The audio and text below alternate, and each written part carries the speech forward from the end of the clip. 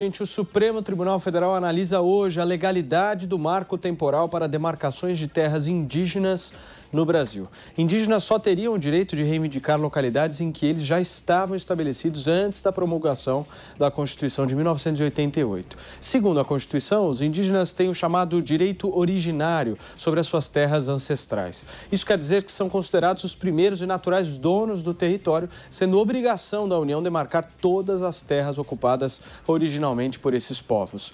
O projeto de lei em discussão prevê que somente os povos que estavam fisicamente em suas terras ancestrais no dia da promulgação da Constituição de 88 teriam direito sobre as terras. 300 terras indígenas ainda estão em processo de demarcação.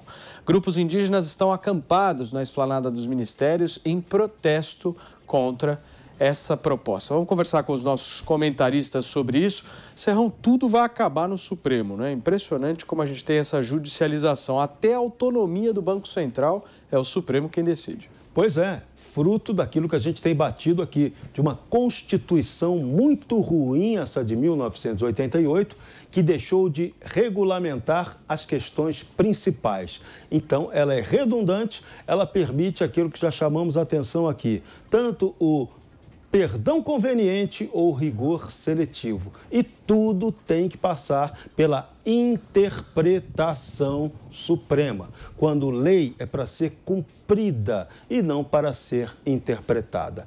Nesse caso da questão fundiária, é muito mais grave do que a gente possa imaginar. Hoje, a nossa Amazônia Legal, ela tem o equivalente a 2 Alemanhas, onde você não sabe quem é o efetivo dono dessa terra. Isso é um dado assustador. O Conselho Nacional da Amazônia Legal está tratando dessa questão, porque ela é séria. Você não define quem é o dono. E terra sem dono pode ser de qualquer um.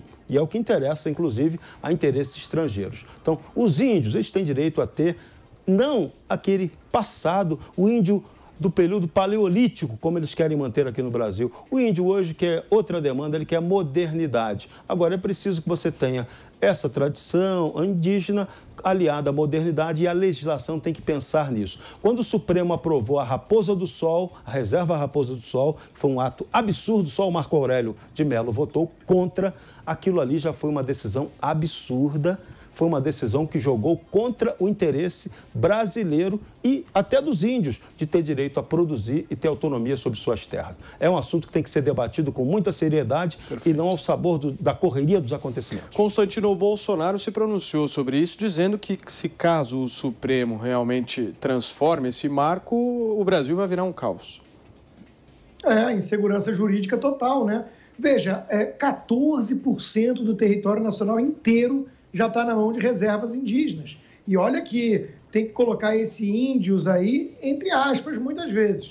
Né? Índio não quer apito, índio não quer ser mascote de elite culpada do Leblon ou da Vila Madalena. Índio quer acesso à civilização, ao progresso, ao trabalho, a riquezas.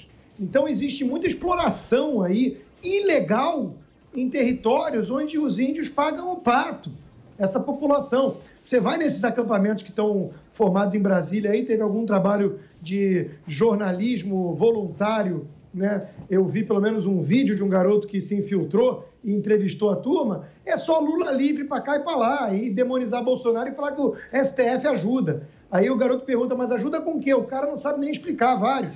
Né? Então, assim, estão ali como massa de manobra. Isso aí a gente tem que falar português, claro. Né? É o índio de Hilux e smartphone, que quando aparece a câmera da TV, bota o cocar. Né? Então, assim, temos que parar com isso, temos que debater a sério isso. A regulação fundiária é muito importante, na Amazônia principalmente. Nós temos um agronegócio que é a locomotiva do nosso crescimento, que alimenta 800 milhões de bocas no mundo, junto com as 200 milhões de bocas brasileiras, e que faz isso tudo com menos de 10% do território.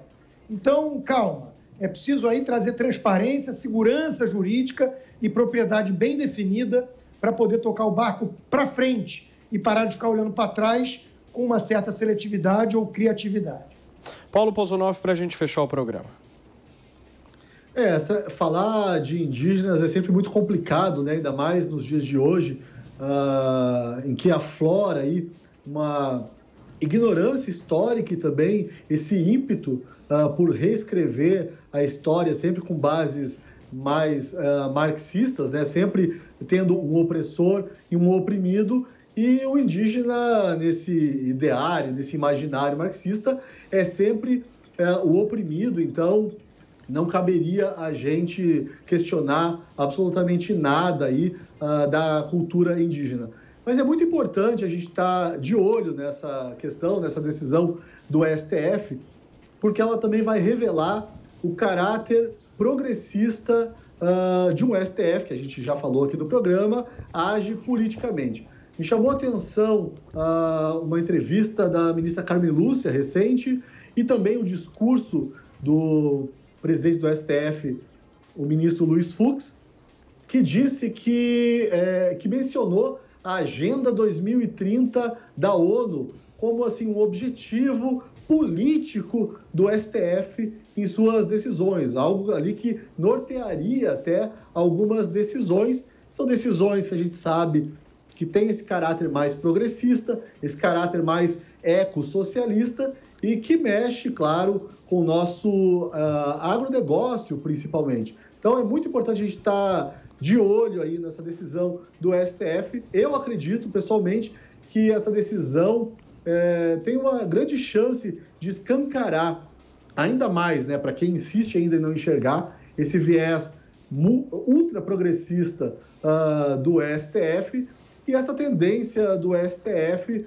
de, se o fim for nobre, né, for tal ali do bem comum, passar por cima da Constituição sem muito constrangimento.